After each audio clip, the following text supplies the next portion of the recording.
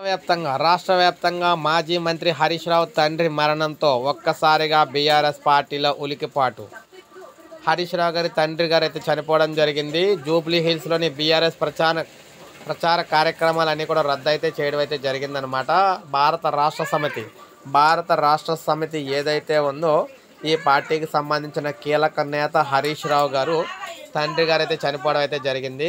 Jubilee హిల్స్లో భారత రాష్ట్ర సమితి ప్రచార కార్యక్రమాలను ఆ పార్టీని రద్దు అయితే చేసిందనమాట.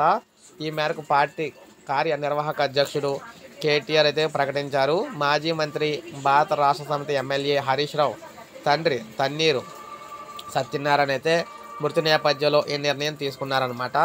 మరోవైపు హరీష్ రావు ఇంటికి కేటీఆర్తో పాటు ఆ పార్టీ నేతలు వెళ్ళి సత్యనారాయణ పార్థివ దేహం వద్ద నివాళులు అయితే అర్పించడం అయితే జరిగిందనమాట.